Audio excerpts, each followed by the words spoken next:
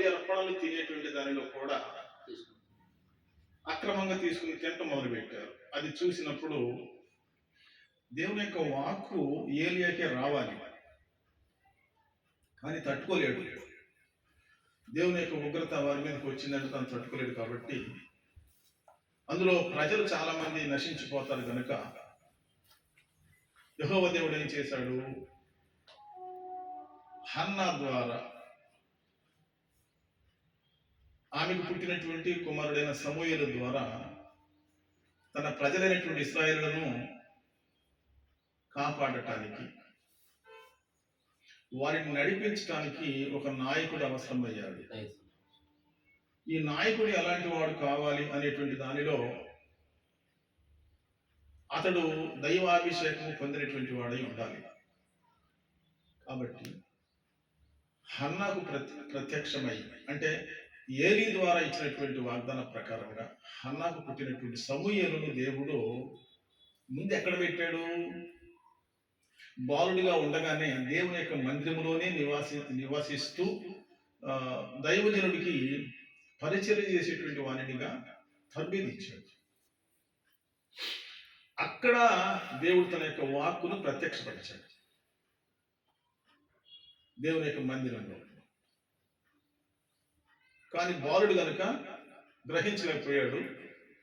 ముమ్మారు పిలిచినప్పుడు కూడా ఏలియే పిలుస్తున్నాడని చెప్పేసి అనుకొని బాలుడైన సమూయేలు ఏలి వద్దకు వెళ్ళి, అయ్యా నన్ను పిలిచావు కదా, నేను వచ్చాను అని అంటే, మూడవసారి ఏలి గ్రహించి, ఆహా దేవుని యొక్క వాక్కు ప్రత్యక్షమైనట్లుగా ఉంది, కాబట్టి ఈసారి నీకు స్వరము వినబడినట్లయితే సమూయేలుని పిలవగానే, ఇదిగో నీ దాసుడు ఆలకించుచున్నాడు, ఉత్తరం ఇయ్యి అని చెప్పమన్నప్పుడు అలా చెబుతాడు.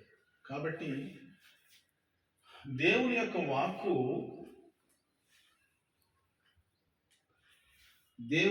వాక్కు మన యొక్కకు వచ్చినప్పుడు వినగలిగేటువంటి యోగ్యత,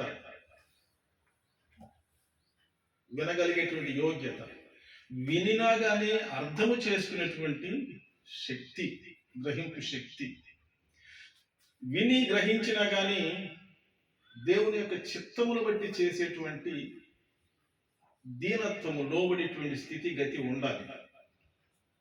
అప్పుడు మాత్రమే దేవుడు దానిని ప్రయోజనకరంగా చేస్తాడు. సో అప్పుడు ప్రత్యక్షమైన తర్వాత ఏమైందంటే, రాజులను చక్రవర్తులను యెహోవా దేవుడు సమూయేలు ద్వారా అభిషేకించి వారిని నియమించేటట్లుగా చేశాడు. సమూయేలు యొక్క ప్రవక్తగా, న్యాయాధిపతిగా, యాజక ధర్మం జరిగించేటువంటి వాడుగా కూడా ఆయన దేవునికి పరిచయం చేశాడు. ఈ ప్రవక్తలు, దీర్ఘదర్శకులు 400 సంవత్సరాల మధ్యలో లేనప్పుడు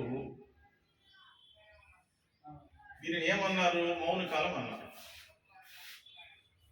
దీనిని మౌనకాలం అని అన్నారు.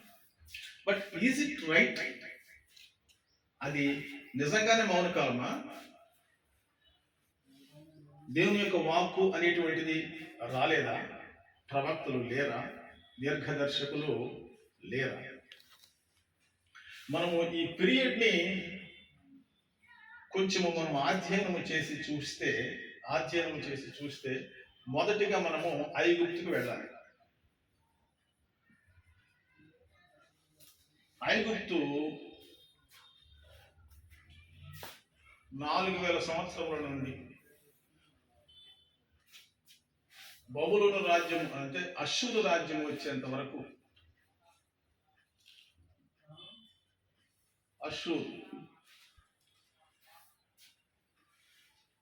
అష్షూరు ఏం చేసింది? 722 BCలో ఇశ్రాయేల్ని చెరగా తీసుకుని వెళ్ళింది. BC 722లో ఇశ్రాయేలు దేశమును యుద్ధము చేసి 3 సంవత్సరాలు వారిని ఓడించి తీసుకెళ్ళిపోయారు. అలాగనే BC 586లో జ్యూస్ని, యూదులను ఎవరు తీసుకెళ్లారు? బబులోని తీసుకెళ్లారు, బాబిలోను. ఎవరు? నెబుకద్నెజరు. ఇతనెవరు? సన్హెరీబు.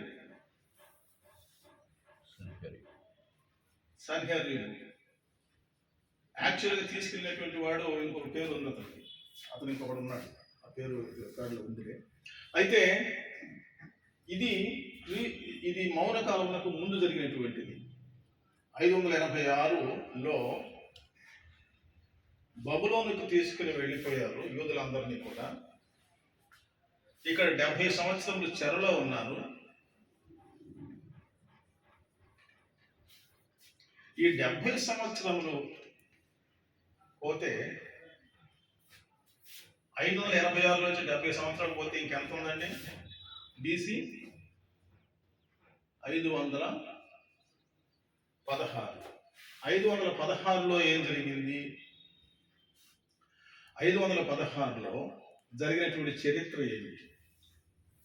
హగ్గయి, జకరియా వారు ఆ చెరలోని వారు కూడా వెళ్ళారు. వీరు అక్కడ ప్రవచిస్తున్నారు. హగ్గయి, జకరియా.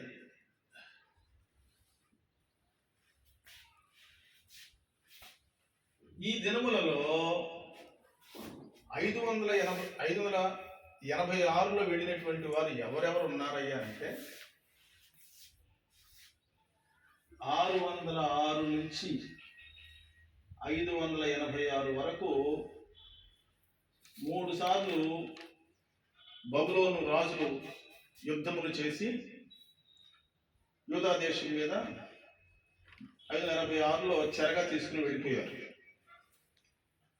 3 సార్లు. ఈ 3 టైమ్స్ ఒక్కొక్క టైంలో ఒక్కొక్క అతను వెళ్ళాడు. ఎవరు? జెరుబ్బాబెలు, యెహోషువ యాజకుడు, జెరుబ్బాబెలు లీడర్, ఇతను లీడర్ యెహోషువ.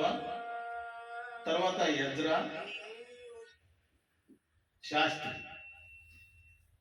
శాస్త్రి, నెహెమ్యా. ఇతను వట్టి పౌరుడు మాత్రమే, కానీ వాక్యం తెలుసు. ఈ 3 పర్యాయములలో వీళ్ళందరూ బబులోనికి, చెరలోనికి వెళ్ళారు.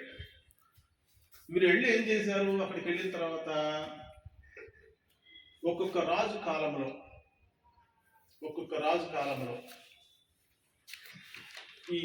నేను ఒక్క విషయం చెప్తాను. ఇందులో ఎజ్రాకి, నెహెమియాకి మధ్యలో ఎస్తేరు వచ్చింది.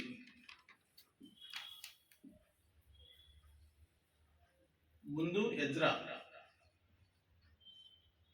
ఎస్తేరు, నెహెమియా.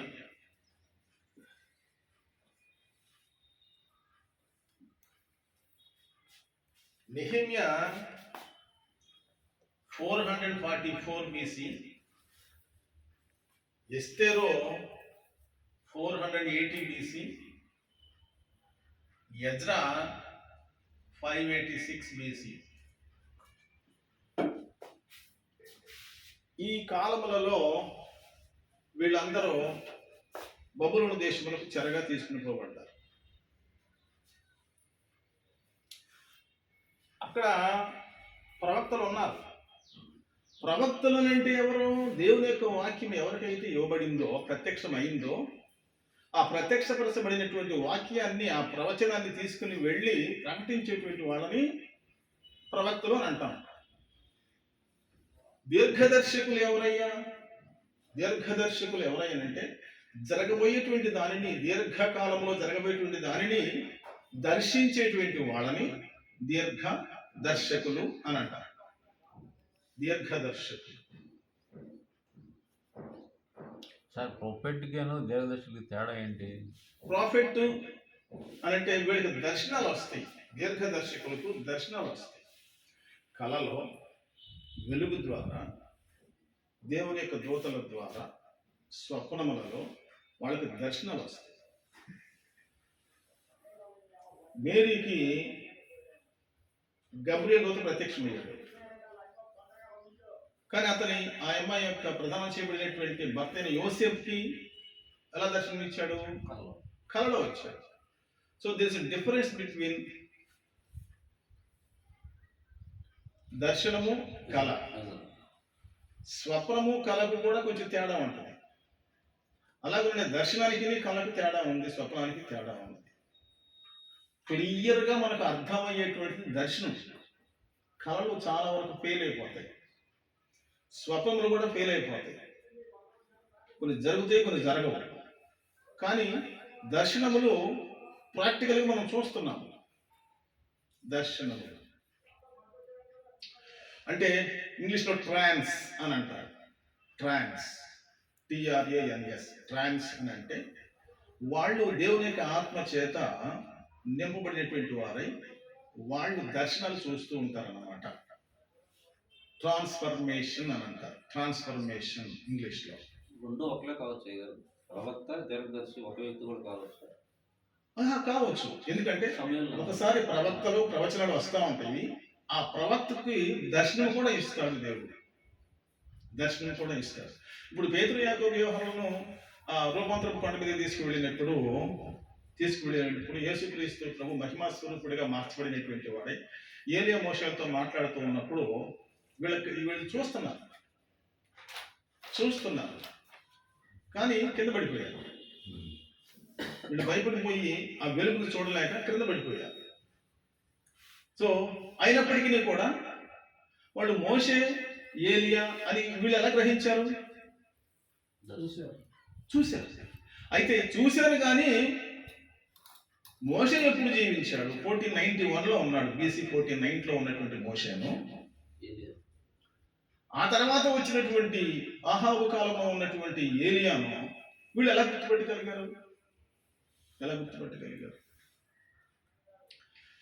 ఇప్పుడు పరిశుద్ధాత్మ యొక్క అభిషేకము, దర్శనము, ప్రత్యక్షతలు మనం నమ్ముతున్నాం కదా.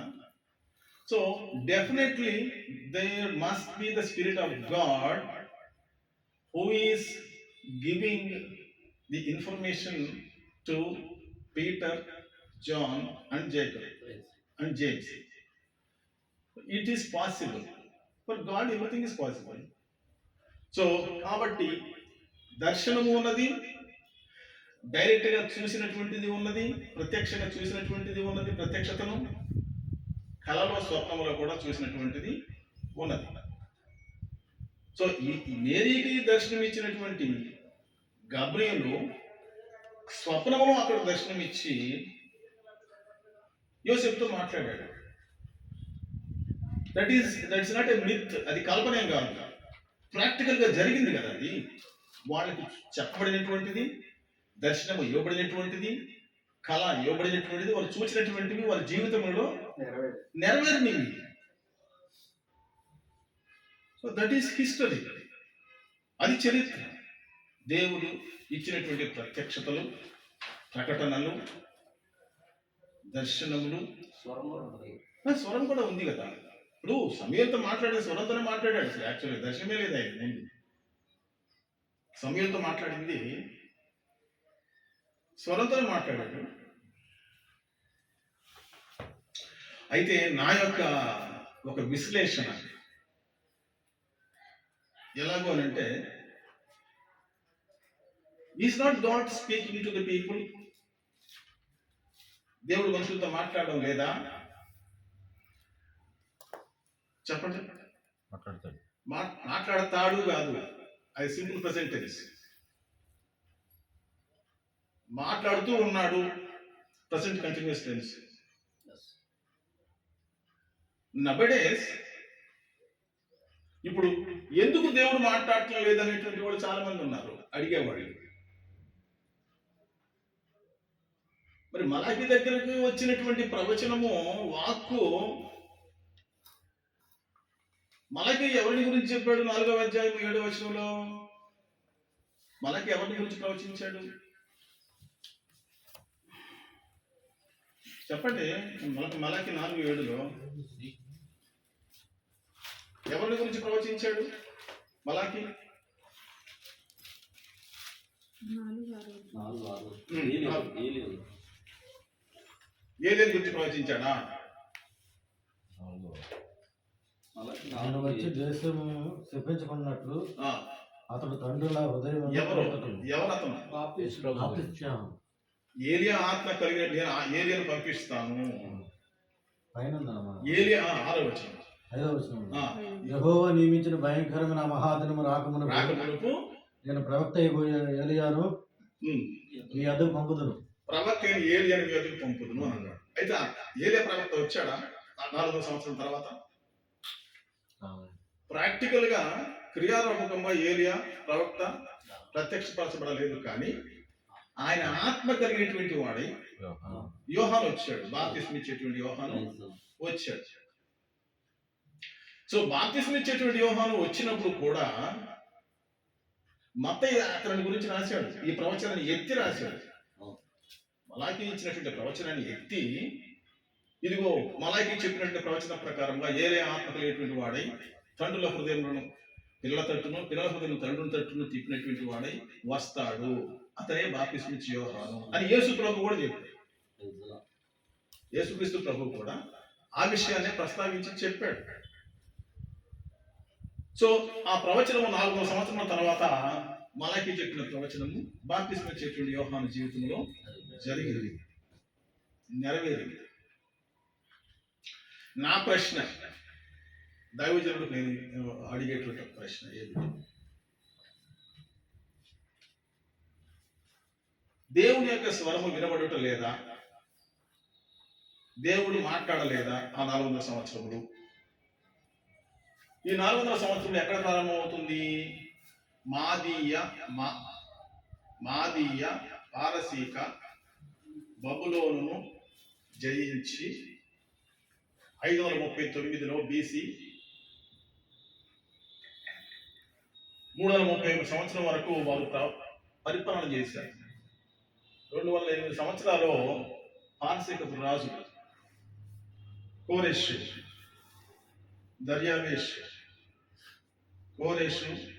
దర్యావేషు, అహశ్వరోషు, అర్థహశస్త వీళ్ళందరూ ఏ రాజులు? మాదీయ పారసీక రాజు. వీళ్ళు 208 సంవత్సరంలో పరిపాలన చేసి బబులోను దేశం ఆక్రమించుకుని, అప్పుడు అంటే 430 సంవత్సరంలో మలాకి వచ్చాడు. మలాకి ఎప్పుడు వచ్చాడు? 430 BC. 430 BCలో మలాకి ప్రవచించాడు.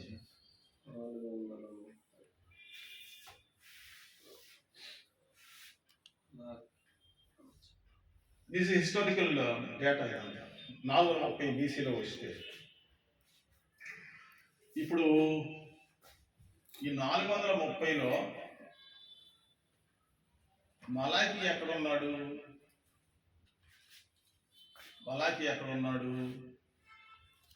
యెరూషలేములో ఉన్నాడు.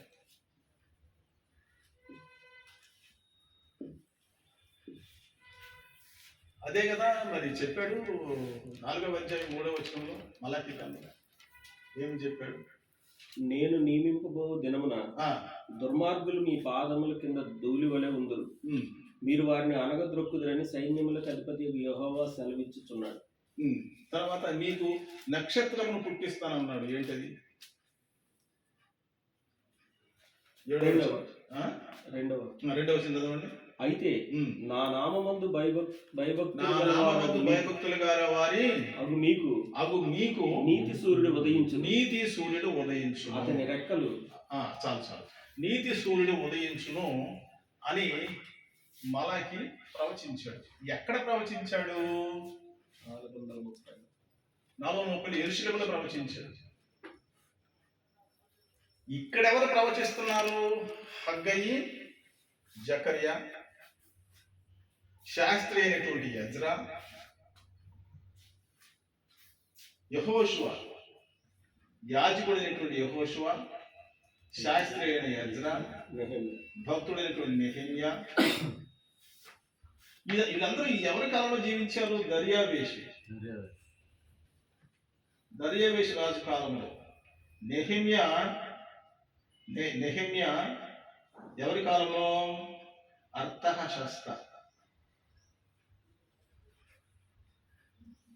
అర్తహషస్త. వీళ్ళిద్దరికి మధ్యలో ఎస్తేర్ వచ్చింది కదా. ఎస్తేర్ ఎవరి రాజు కింద ఉంది? ఎవరికి రాణి అయింది? ఏ రాజుకి చెప్పండి సార్? అహశ్వరోషు. ఎస్తేరు అహశ్వరోషుకి రాణి అయింది. సో ఇదంతా కూడా ఎప్పుడు జరుగుతూ ఉంది? మౌన కాలం అని చెప్పారు ఇంతవరకు మీరు. సైలెంట్ పీరియడ్ లో జరుగుతున్నాయి అన్నీ. ప్రవక్త లేడా? దీర్ఘదర్శులు లేరా? శాస్త్రులు లేరా? యాజకులు లేరా? బలు అర్పించబడటం లేదా? It is not recorded. It was not recorded. మలాకి వరకు ప్రవచించినటువంటి ప్రవచనములు అన్నీ కూడా లిఖించబడ్డాయి కనుక బారూకు అనేటువంటి శాస్త్రి లేఖికుడు ఎవరు చెప్తుంటే రాశాడు? ఇర్మియా చెప్తుంటుంటే, ఇర్మియా బోధిస్తూ ఉంటుంటే, ఇర్మియా చెప్తూ ఉంటుంటే ప్రవచనాలు జరిగినటువంటి చరిత్ర అవన్నీ రాస్తే రాజు ఏం చేశాడు?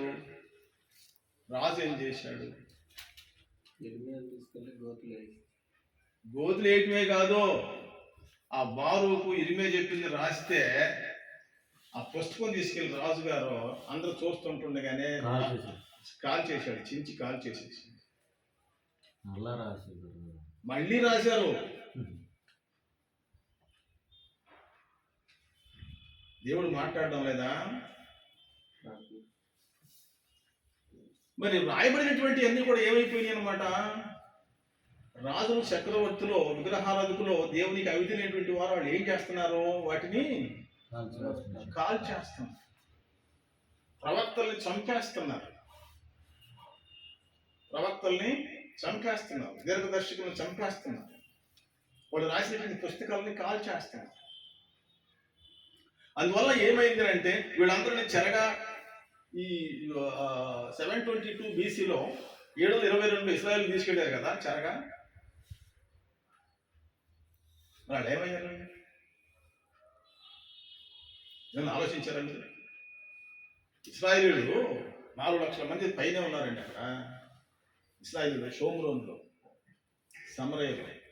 వాళ్ళ క్యాపిటల్ ఇశ్రాయేలుకు క్యాపిటల్ సమరయ, షోమ్రోన్. దాని మీద యుద్ధం చేసినటువంటి అష్షూరు రాజులు వాళ్ళందరూ చెరగా తీసుకెళ్ళిపోయారు. చాలా మంది చంపేసేసారు. ఏదో పేద మిక్కి పొలాలు చూసుకునేటువంటి వాళ్ళు ఉంచేసి వెళ్ళిపోయారు. వీళ్ళు వెళ్ళిపోయిన తర్వాత ఏం చేశారంటే అష్షూరులో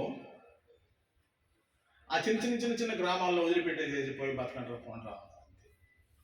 అయితే వాళ్ళ క్రిందనే ఉండాలి, దేశం వదిలిపెట్టి పోకూడదు. అలాగేమైపోయారంటే పతనమైపోయారు. There is no trace of Israelites after 722 BC. మిగిలినటువంటి వాళ్ళు ఉన్నారే పేదల వ్యక్తి కొంతమంది, అదే షోమ్రోన్లో, సమరయలో. వాళ్ళు ఏం చేశారు? దాను, గలిలీ, సమరయ, యోదయ, కప్పదొకియా, పైన ఉన్నటువంటి తూరు, సీదోను ప్రాంతములలో అక్కడి నుంచి వచ్చినటువంటి వాళ్ళ అన్యులతో కలిసి వాళ్ళు పెళ్లిళ్ళు చేసుకొని సంకర జాతి అయిపోయారు. మిక్స్డ్ జనాంగం. అందుకని యేసుక్రీస్తు ప్రభువు యోహాను సువార్త 4వ అధ్యాయంలో ఆ సమరయ స్త్రీతో మాట్లాడేటప్పుడు యాకోబు బావి దగ్గర, అమ్మా నాకు దాహములకు నీళ్ళు ఇమ్మని అడిగితే ఆమె ఏమంది? అయ్యా నీవు యూదుడవే, సమరయలకు నీవు సాంగత్యం చేయరు కదా, నువ్వు ఎలా నేను ఇచ్చి నీళ్ళు తాగుతావు అని అన్నది. అంటే ఈ సమరయ అనేటువంటి వారు సమరయులు సంకర జాతి అయిపోయారు.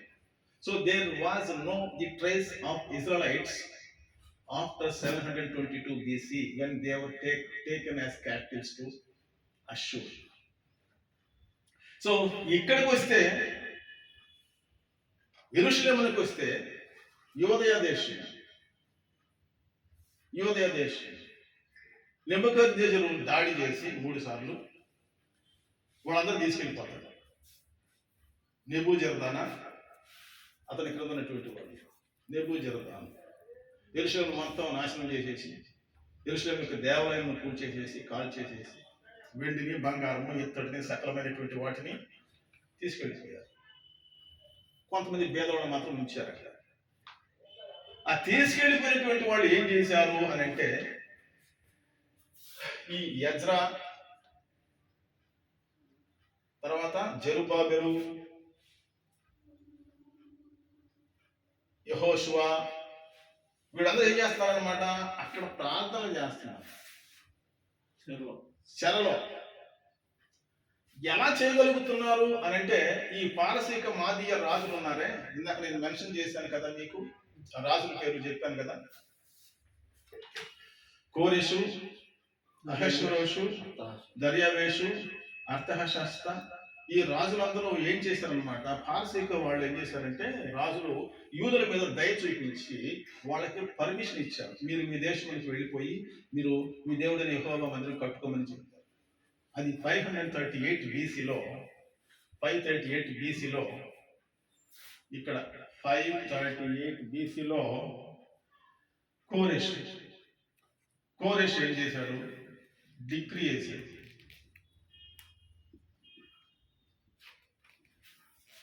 అది దర్యావేషు కాలంలో చక్కగా భద్రపరచబడింది.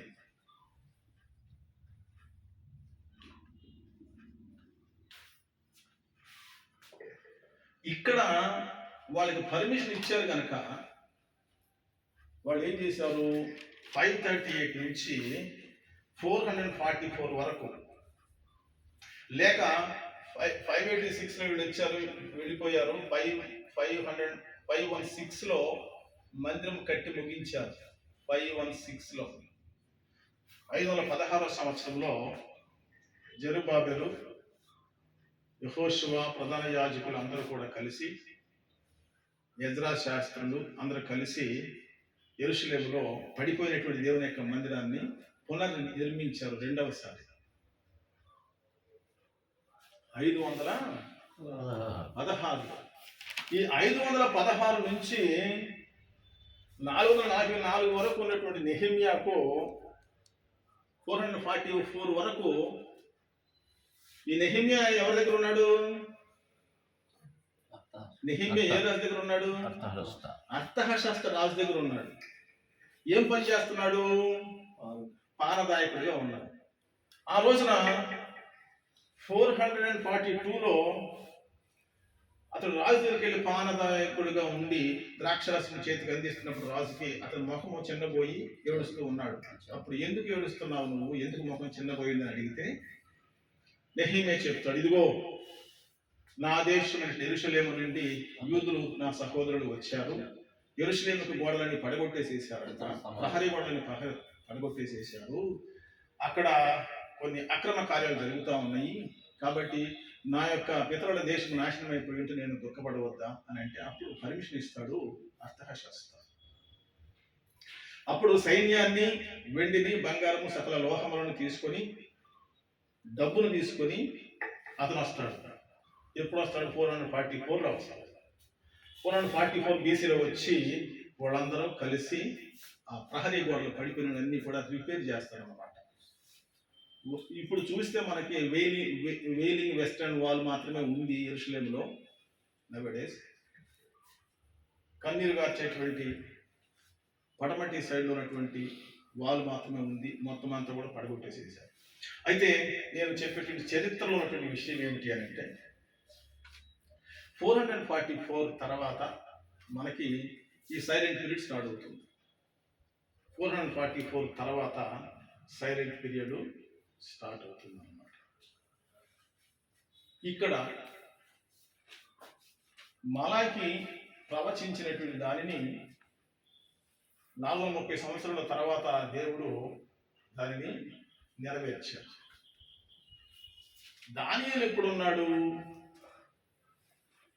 దానియేలు ప్రవక్తల గురించి మనము ఒక్కసారి మీరు ఈ ఫోటోను మీ దగ్గర ఉన్నటువంటి ఫోటోను మీరు చూడండి. నేను లామినేషన్ చేసి తయారు చేశాను. ఇది లామినేషన్ చేసి తయారు చేశాను. మీకు కావాలంటే మీ దగ్గర లేకపోతే ఇది కూడా ఫోటో తీసుకోండి. మీరు ఇది ఫోటో తీసుకొని ఏ కాలంలో జరిగినటువంటివన్నీ కూడా ఇక్కడ మనము చూస్తాం. ఏంటి, ఎప్పటి నుంచి ఎప్పటి దాకా 539 నుంచి 331 వరకు మాదీయ పారసీక రాజులు పరిపాలన చేసినప్పుడు ఈ మౌన కాలము స్టార్ట్ అయింది. ఈ మౌన కాలం స్టార్ట్ అయినప్పుడు జరిగినటువంటి కార్యములు ఏమిటి అంటే ఒక్కొక్కటి నేను చెప్తూ ఉంటాను చూడండి. జూయిష్ డిస్పోరా అంటే ఈ యుద్ధములలో పోరాటములలో చెదిరిపోయినటువంటి యూదులైనటువంటి వారు ఆఫ్రికా ఖండములోను, యూరప్ ఖండములోను, ఆసియా ఖండములలోను అనేక ప్రాంతములలో వారు ప్రవాస జనాంగముగా మిగిలిపోయారు. ఆయా ప్రాంతంలో సెటిల్ అయిపోయారు అన్నమాట. ఆ సెటిల్మెంట్ ప్లేసెస్నే డయాస్పోరా అని అంటారు ఇంగ్లీష్లో. హెల్లెనిస్టిక్ జూడాయిజం అనేటువంటి స్టార్ట్ అయింది. హెల్లెనిస్టిక్ జూడాయిజం అనేది స్టార్ట్ అయింది. హెల్లెనిస్టిక్ జూడాయిజం అని అంటే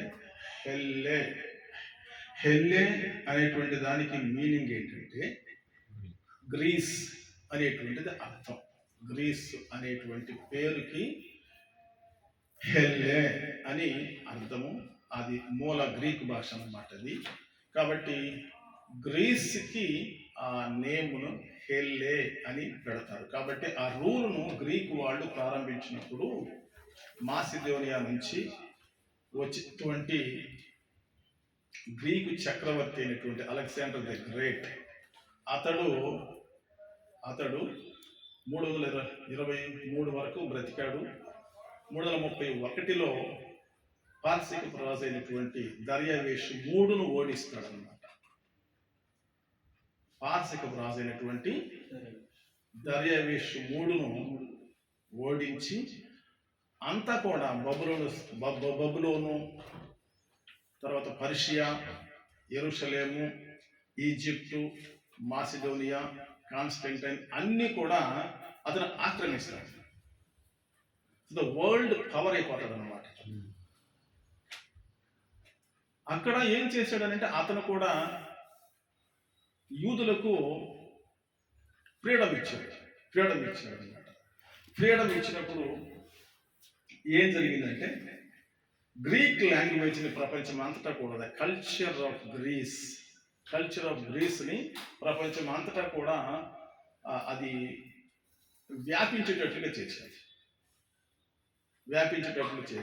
సంస్కృతి అంటే భాష ద్వారా గ్రీకు భాషను అంతా కూడా ప్రపంచం అంతటా కూడా వ్యాపింపచేసి యెరూషలేములో, అలెగ్జాండ్రియా ఐగుప్తులో, రోమ్లో, ఇటలీలో, అలాగే గ్రీస్లో అన్ని ప్రాంతంలో కూడా అతను వ్యాపింపచేసి తన కల్చర్ని అలాగూ ప్రాప్తం చేసినప్పుడు ఏం చేశాడు అని అంటే ఇటలీ రోమ్లో ఉన్నటువంటి యూదులకు, ఐగుప్తులో అలెగ్జాండ్రియాలో సెటిల్ అయినటువంటి యూదులకు స్వాతంత్రం ఇచ్చాడు కనుక, యెరూషలేములో ఉన్నటువంటి వారికి కూడా స్వాతంత్రం ఇచ్చాడు కనుక వారు హెల్లెనిస్టిక్ జుడాయిజం అని అంటే వాడు సినగోగ్స్ను కట్టుకొని తమ దేవుడైనటువంటి యెహోవా దేవుని ఆరాధించడానికి పర్మిషన్ ఇచ్చాడు అన్నమాట. జుడాయిజం యూద మతమును అభివృద్ధి చేసుకునడానికి ఆయన అలెగ్జాండర్ గారు పర్మిషన్ ఇచ్చాడు. ఎందుకు అలా పర్మిషన్ ఇచ్చాడు అని అంటే అంతకుముందు పడగొట్టబడినటువంటి దేవుని యొక్క మందిరంలోనికి వెళ్ళి చేయటానికి లేదు కదా. అది 3వసారి కట్టబడాలి. 2వసారి కట్టనట్టు దాన్ని కూడా పూర్తి చేశారు. కాబట్టి ఇప్పుడు దాన్ని తిరిగి కట్టుకొని చేయటానికి అవకాశం లేదు కనుక, దేవుని ఆరాధించడానికి అవకాశం లేదు కనుక వారు వారు ఏం చేయవలసి వచ్చింది, ఆయా ప్రాంతంలో సెటిల్ అయ్యారు కనుక. ఎక్కడ సెటిల్ అయ్యారు? డయాస్పోరా అనేటువంటి, అంటే దాన్ని అలా పిలిచారు పేరుతో. ఆయా ప్రాంతంలో సెటిల్ అయ్యారు కాబట్టి ఆ సెటిల్ అయినటువంటి స్థలములలో వారు ఎక్కడైతే సెటిల్ అయ్యారో, నివాస స్థలములు ఏర్పాటు చేసుకున్నారో, ఆయా కాలనీస్లో ప్రాంతములలో యెహోవా దేవునికి సినగోగులు కట్టుకొని చిన్న బలిపీఠం పెట్టుకొని యెహోవా దేవుని ఆరాధించడానికి అవకాశం ఇచ్చాడు. ఇచ్చినప్పుడు జరిగినటువంటిది ఏంటంటే 280 BCలో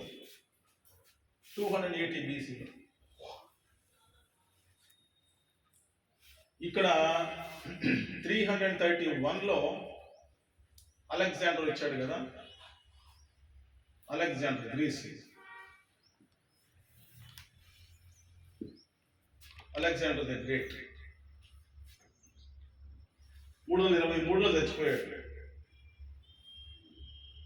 323లో చచ్చిపోయాడు. జస్ట్ 33 years బ్రతికాడు అతను. 33 సంవత్సరాలు మాత్రమే బ్రతికాడు. సమస్త రాజ్యాన్ని జయించాడు, ప్రపంచాన్ని జయించి పరిపాలన చేసినటువంటి వాడు అలెగ్జాండర్ ది గ్రేట్. సో వీళ్ళు ఏం చేశారు? 323 తర్వాత యూదులు అనేటువంటి వాడు 280లో BC 280లో ఏం జరిగిందంటే, ఇప్పుడు గ్రీక్ భాష ప్రపంచమంతటా కూడా వ్యాపించింది కదా. హీబ్రూలో రాయబడినటువంటి దానిని అంతకుముందు భాష ఉండేది. యూదులు అనేటువంటి వాళ్ళు యెరూషలేములో, ఈజిప్టులో, అలెగ్జాండ్రియాలో హీబ్రూలో మాట్లాడేవాళ్ళు. అది గ్రీకు భాష, కోయిని గ్రీకు భాష వ్యాపించిపోయింది కాబట్టి, అంటే గ్రామ్యము అంటామే మనము లోకల్గా మాట్లాడే భాషను, గ్రీకు భాషని కోయిని గ్రీక్ అంటారనమాట. లిటరరీగా మాటలు కాకుండా, సాహిత్యరూపంగా మాట్లాడే మాటలు కాకుండా, లోకల్గా గ్రామ్యంగా మాట్లాడేటువంటి గ్రీకు భాషను కోయిని గ్రీక్ అని అంటారు. సో ఈ కోయిని గ్రీక్ అనేటువంటి భాష అందరూ వాడుక భాషలోకి వచ్చేసింది కాబట్టి ఆ హీబ్రూలో ఉన్నటువంటి బైబిల్ గ్రంథాన్ని చదవడానికి కష్టమయ్యేది. కాబట్టి ఏం చేశారు అంటే, యెరూషలేములో ఉన్నటువంటి యూదులు అనేటువంటి వారు, యాజకులు, పెద్దలు, యూదులు, మనం గ్రీక్ భాష మాట్లాడుకుంటున్నాం కాబట్టి గ్రీక్ భాషలోనే తర్జుమా చేసుకుందాము అని 70 మంది యూద పండితులు 248 అండ్ 280 ఆ మధ్యలో, 280 నుంచి 248 మధ్యలో ఈ హీబ్రూ బైబుల్ని అక్కడ సినగోగులు అక్కడ ఉన్నాయి. ఎక్కడ? అలెగ్జాండ్రియాలో ఉన్నాయి. గుహలు కూడా ఉన్నాయి అన్నమాట. సన్యాసుల మఠాలు ఉన్నాయి అక్కడ. అక్కడ ఉన్నటువంటి యూద సన్యాసుల మఠములలో ఉండి గ్రీకు భాషను హీబ్రూలో ఉన్నటువంటి ఓల్డ్ టెస్టమెంట్, పాత నిబంధన గ్రంథాన్ని 39 పుస్తకాలను గ్రీకు భాషలోనికి తర్జుమా చేయడానికి జరిగిందన్నమాట. ఇది ఓల్డ్ టెస్టమెంట్ని గ్రీకులోనికి తర్జుమా చేశారు, ట్రాన్స్లేషన్. వాళ్ళు తక్కువ పుస్తకాలే కదా, 39 కాకుండా. వాళ్ళు 39 కాదు కదా. వాళ్ళు 39 అంటే వాళ్ళు 39 కాదు, వాడు ఇంకా 14 బుక్స్ మనం దానికి యాడ్ చేసుకోవాలి. అపోక్రిఫా అనేటువంటి ఉన్నాయి కదా, అప్రామాణికమైనటువంటి గ్రంథాలు కూడా ఉన్నాయి కాబట్టి వాటిని కూడా కలుపుకున్నట్లయితే 39 + 14 ఎన్నైనా 53 అయినా. సో అలాగూ ఉన్నాయి. అయితే అది తర్వాత 325లో నైసియా కౌన్సిల్లో, కార్తేజ్ కౌన్సిల్లో కూడా అవన్నీ కూడా వాళ్ళు దానిని నిర్ధారించారు. ప్రామాణిక గ్రంథాలుగా 39 పుస్తకాలు మాత్రమే నిర్ధారించారు. అది 376లోను, 367లోను, 397లోను యూదుల యొక్క కౌన్సిల్స్లో దానిని నిర్ధారించారు. కాబట్టి 367లో కూడా నేను అడిగిన చెప్పండి. వాళ్ళు 39 కాదు కదా, బుక్స్ సమయాలు కన్నా 2 ఒకటే కదా, వాళ్ళకి రాజుల కన్నా ఒకటే కదా, డివైడ్ అవ్వలేదు కదా హీబ్రూస్కి. అంటే డివైడ్ అవ్వలేదు. అపోక్రిఫ్ అంటలేదు నేను, వాళ్ళు 39 అంటున్నారు కదా, వాళ్ళు 39 కాబట్టి ఇంకా తక్కువ పుస్తకాలు అనేవారు నిన్నాను. మనం డివైడ్ చేసుకున్నాం కదా, మొదటి సమయం రెండో సమయం. మనకి హీబ్రూ బైబిల్లో నుంచి వచ్చినటువంటివన్నీ 39 పుస్తకాలే అనేటువంటి ప్రామాణిక పుస్తకాలని నిరూపించబడి ఉన్నాయి. అప్పుడు 24 పుస్తకాలు, అప్పుడు 24, అంతకుముందు 24. సో ఇక్కడ రాజులు 2, సమూయేలు 2, దినవృత్తాంతములు 2 ఇలాగో డివైడ్ చేసి ఇచ్చారు కాబట్టి మనకి 39 పుస్తకాలు అయ్యింది అనమాట, కలుపుకోవాల్సి వచ్చింది. Okay, thank you very much. So ఇది మౌనకాలం అని మనం పిలుస్తున్నాము. కానీ ఈ మాదీయ పారసీకపు దినములలో మనకు వారికి యూదులకి పర్మిషన్ ఇచ్చారు కాబట్టి అప్పుడు మనకి హీబ్రూ బైబిల్ గ్రంథాన్ని గ్రీకులోనికి తర్జుమా చేయడానికి అవకాశము దొరికిందనమాట. సో అప్పటిలో గ్రీకు రాజు 331లో వచ్చి అతని తదనంతరం కూడా గ్రీకులే పరిపాలన చేశారు 168 వరకు. 168 వరకు వాళ్ళు పరిపాలన చేశారు. అంటే ఎన్ని సంవత్సరాలు అంటే 123 సంవత్సరాలు వాళ్ళు పరిపాలన చేశారు. ఇక్కడ నుంచి రోమా రాజ్యం వచ్చినప్పుడు BC 168లో 4 రాజ్యములుగా విభాగించబడినటువంటి గ్రీకు సామ్రాజ్యము 4 రాజ్యములుగా విభాగించబడినటువంటి దానిని ఏం చేశారు, రోమియోలు వచ్చి 168లో గెలిచి క్రీస్తు శకము 476 వరకు వాళ్ళు పరిపాలన చేశారు. అది క్రీస్తు శకం వచ్చినప్పుడు. సో దానికి వివరాలు ఉన్నాయి, దాని తర్వాత మాట్లాడు. ఓకే, మీరు బిస్కెట్స్ తీసుకోలేదు? యూదులు తిరుగుబాటు, మక్కలు తిరుగుబాటు, అదేనా? గ్రీకులు కాదు. ఓకే, ఉంది, అదే కదా 167లో స్టార్ట్ అయింది కదా. నాకు నేను బిస్కెట్ తీసుకెళ్ళండి, ఇంకొకటి తీసుకోండి.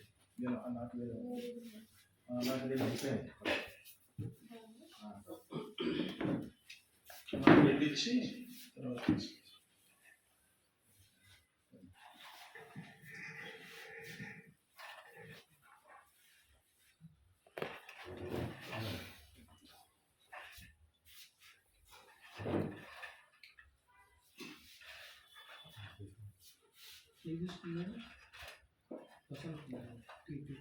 ఈరోజు సార్ ఎక్కువగా ఉన్నాయి.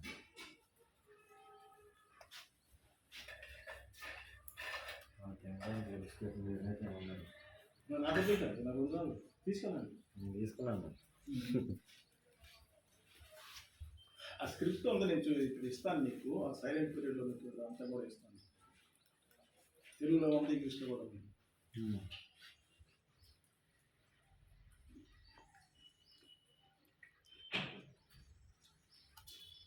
ఈ 70 మంది రాసిందే సెప్టూజింట్ గారు. సెప్టా వచ్చింది. సెప్టా అంటే 70.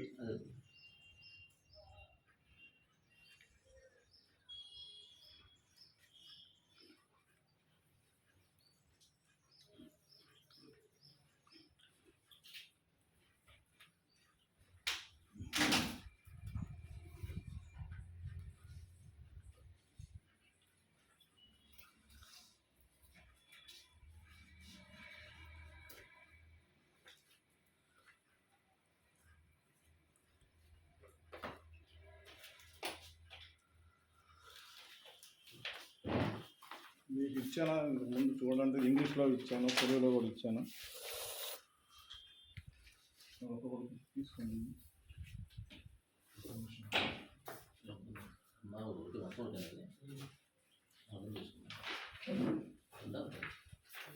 పిన్ కొట్టారు, ఒక సెట్ పిన్. సెట్లో ఒక సెట్ ఇచ్చేయండి.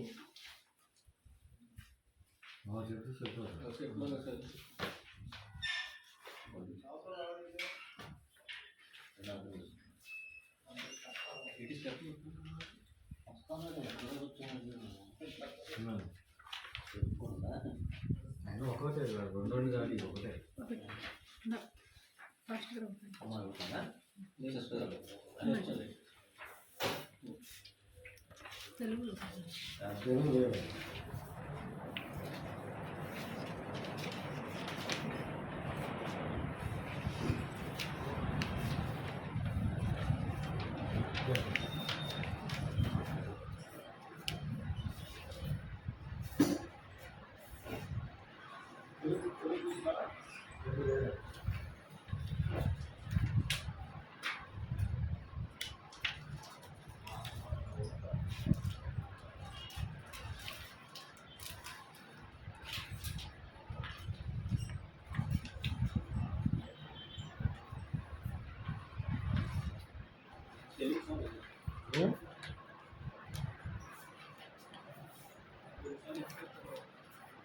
ఇచ్చేసేయండి.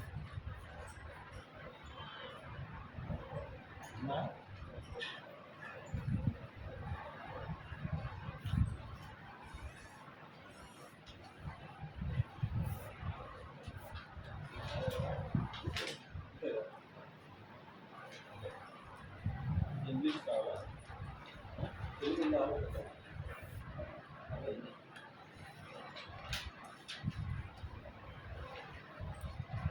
లాస్ట్ టైం ఇచ్చినట్టున్నారు కదండి తెలుగు తీసుకున్నారు.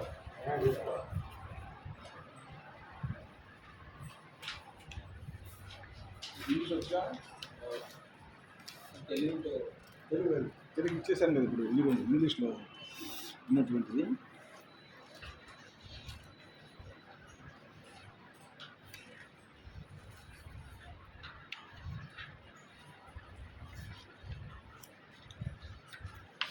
ఇది సిలబస్ ఉందా మీ దగ్గర?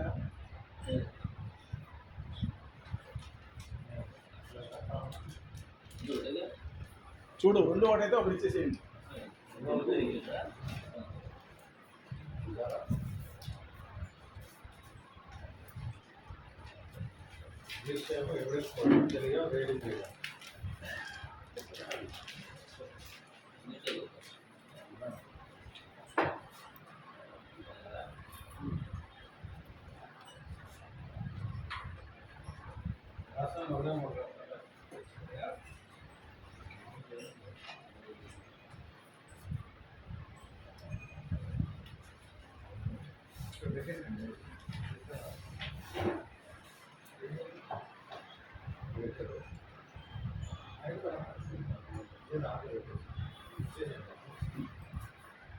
వాటర్ బాటిల్ ఉన్నాయండి. అదే బైక్ క్యాన్ ఒకటి ఉంది, దాని మీద పెట్టేసుకొని సరిపోతుంది. ఫుల్ క్యాన్ ఒకటి ఉంది, క్యాన్ పెట్టేసి పోసేసి క్యాన్ చూపించడం మంచిగా.